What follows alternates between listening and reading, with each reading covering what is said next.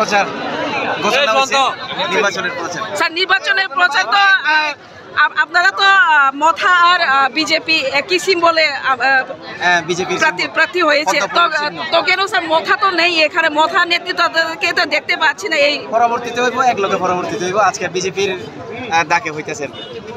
Sir একসাথে কি মানে করতে পারেন না? একসাথে করলাম তো, আজকে বৈঠক হলো। যদি একটি না স্যার যে একটা সিম্বল হয়ে গেছে, তাহলে তো কেন একসাথে করতে পারেন না? সিম্বল যখন একটা তো একসাথে চলবে, বিজেপি পদ্ম বলে চলবে মিছিল।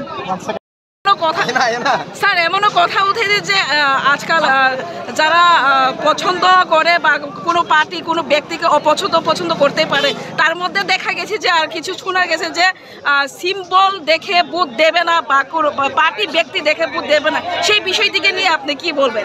এখন ভারতীয় জনতা পার্টি একটা বিশাল বড় পার্টি, ভারতবর্ষের সর্ববৃহৎ পার্টি। এই পার্টিতে কোটি কোটি কার্যকর্তা, তাহলে একটা ডিসিশনের মধ্য দিয়ে অনেক কার্যকর্তার মুষ্টিমেয় কয়েকজনের মনোপুত না হতে পারে। তার মানে এই নয় যে পার্টির বেশিরভাগ মানুষের সিদ্ধান্তটা পছন্দ হয়নি। অনেকে থাকতে পারে, কিন্তু যেহেতু আমরা বড় পরিবার, সেটা পরবর্তীতে আমাদের নেতৃত্বরা যারা রয়েছেন ওনাদের দ্বারা সেটা সলিউশন হয়ে যাবে, সমাধান হয়ে যাবে। প্রবলেম নয়, এক দুইজন মানুষের, এক দুইজন ব্যক্তির হতে পারে।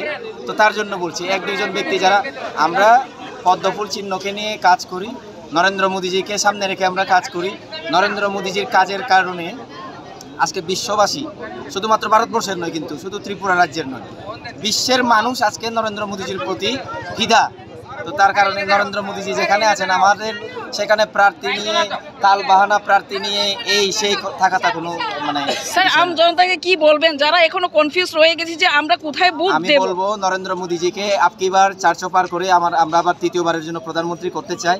এই ভারতবর্ষকে উন্নয়নের দিকে আরও দ্রুত গতিতে নিয়ে যেতে চাই।